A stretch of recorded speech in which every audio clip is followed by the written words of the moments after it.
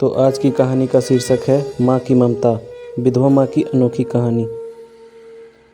एक छोटे कस्बे में समीर नाम का लड़का रहता था।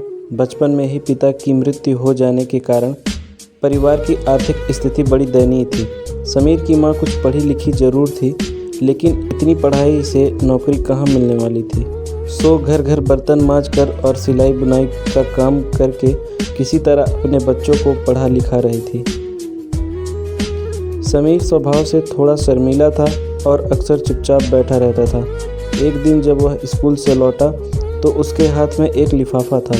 उसने माँ को लिफाफा पकड़ाते हुए कहा, माँ, मास्टर साहब ने तुम्हारे लिए एक चिट्ठी भेजी है, ज़रा देखो तो इसमें क्या लिखा है।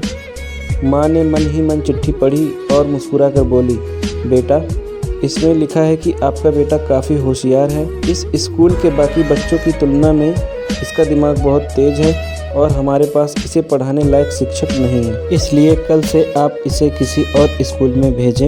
यह बात सुनकर समीर को स्कूल न जा सकने का दुख तो हुआ, पर साथ ही उसका मन आत्मविश्वास से भर गया कि वह कुछ खास है और उसकी बुद्धि तीव्र है। माँ ने उसका दाखिला एक अन्य स्कूल में करा दिया। समीर अब पढ़ लिख कर बड़ा आदमी बन गया और अपनी शादी कर ली। उसे नौकरी शहर में मिली थी, इसलिए वह अपनी पत्नी के साथ शहर में ही रहता था। वह अपने कामकाज और शहर की रंगीनियों में फंसता चला गया और अपनी माँ से मिलना जुलना बंद कर दिया। समय बीतता गया और उसकी माँ अपने बेटे का इंतज़ार करती रही। जिस बेटे को बुढ़ापे में अपनी माँ को संभालना था, वही उसे भूल गया था। अब माँ फिर से दूसरों के घर में झाड़ू बर्तन करके अपना गुजारा करती और अपने बेटे के लौटने का इंतज़ार करती। दिन रात बेटे के इंतज़ार में माँ रोती रहती और दूसरों से उसका पता पूछती रहती थी, पर भगवान को उस पर दया न आई और एक दिन उसकी आंखों की रोशनी चली गई। वह माँ अपने प्यारे बेटे को देखने के लिए तरसती रही और दरबदर ठोकर खाती रही। एक दिन अपने बेटे की तलाश में वो अंधी माँ शहर की तरफ चली गई। वह अपने बेटे का पता हर व्यक्ति से पूछती थी और एक दिन उसे अपने बेटे का पता चल जाता है और वह अपने बेटे के घर जाती है, लेकिन उसके घर के गेट पर खड़े गार्ड ने उसकी माँ को अंदर जाने से मना कर दिया और कहा, भिखारी औरत, तुम यहाँ किस लिए आई हो, चली जाओ यहाँ से। फिर बूढ़ी माँ ने कहा, बेटे, मेरा बेटा यहीं पर रहता है और मैं उसकी माँ हूँ। फिर गार्ड ने कहा, बुढ़िया, फटे पुराने कपड़े पहने हुए तुम साहब को अपना बेटा कहती हो? मैं फिर कहता हूँ, चली जाओ यहाँ से। फिर अंधी माँ ने कहा, एक बार मेरे बेटे को अंदर से बुला दो, फिर मैं यहाँ से चली जाऊँगी। फिर गार्ड ने अंदर से उसके बेटे को बुलाया।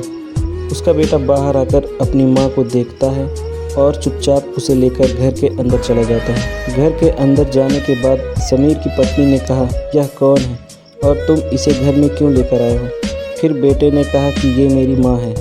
फिर पत्नी ने कहा कि ये हमारे साथ नहीं रह सकती, लोगों को पता चलेगा तो लोग क्या कहेंगे, मैं इसे अपने घर में रहने नहीं दे सकती।